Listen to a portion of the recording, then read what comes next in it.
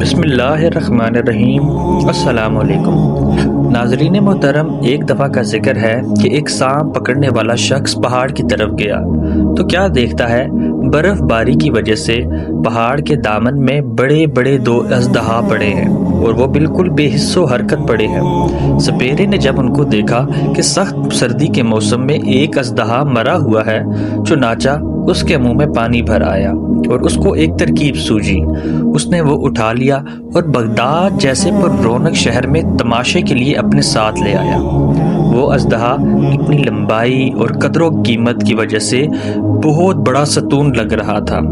سانپ والا اس کو اپنی کمائی کے لیے گھسیٹ کر لے آیا تھا کہ اس سے لوگوں کو دکھا کر پیسے بٹورے جائیں گے۔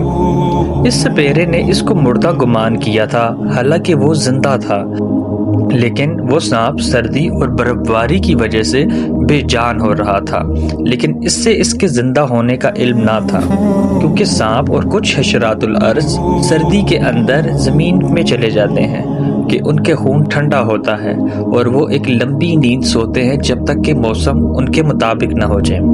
تو ناظرین محترم، شہر کے درمیان میں لا کے اس نے سانپ کی نمائش پیش کر دی اور لوگوں سے کہا کہ دیکھو میں کتنا بڑا سانپ لے کے آ گیا، اور اپنی شیخیاں بانٹنے لگا کہ میں اتنا بڑا شکاری ہوں، مجھے اس کا شکار کرنے میں یہ تکلیف پیش آئی، بلا بلا مختلف قسم کی کہانیاں گھڑنے لگا۔ وہ جو ہی وہ اپنی تشہیر اور کمالات کے خوب چرچے کر رہا تھا، اس کی باتیں سن کر بہت سارے لوگ اس کے ارد گرد جمع ہو گئے۔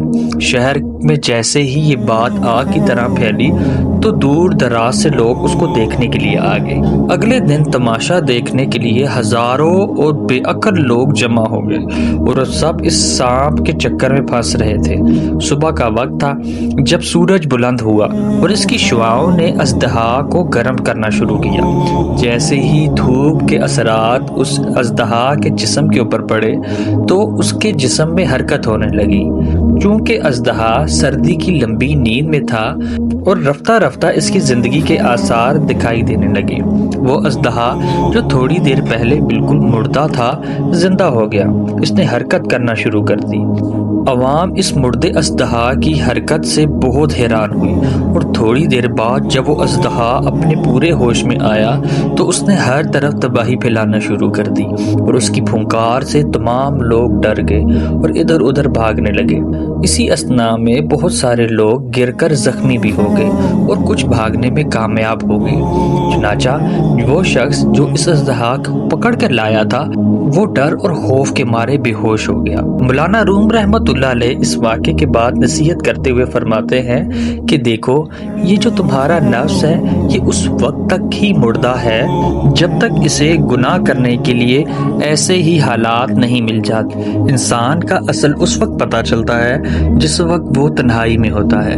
ایک انسان اس وقت تک شریف ہے جس وقت تک اس کے پاس اختیارات نہیں آئے، اور جیسے ہی اس کے پاس اختیار آتے ہیں تب انسان کا پتہ چلتا ہے کہ وہ شریف النفس ہے یا پھر وہ ظالم اور جابر لوگوں میں سے ہے۔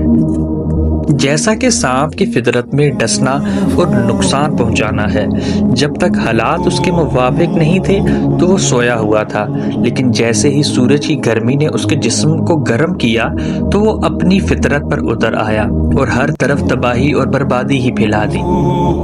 اسی طرح کچھ لوگ سانپ کی مانند ہوتے ہیں کہ جس وقت ان کے پاس اختیار آتا ہے تو وہ اپنے آپ کو خدا سمجھنے لگ جاتے ہیں، جیسا کہ فرعون، حامان، شداد اور ایسے ہی کچھ ظالم، لیکن کچھ ہی عرصے بعد ان کا نام و نشان اس دنیا سے ختم ہو جاتا ہے۔ محترم ناظرین، امید ہے آج کی ویڈیو آپ کو پسند آئی ہوگی۔ اس چینل کو سبسکرائب کیجئے، ویڈیو کو لائک اور بیل آئیکن پر لازمی کلک کیجئے۔ فی امان اللہ، اللہ آپ سب کا حامی و ناصر ہو۔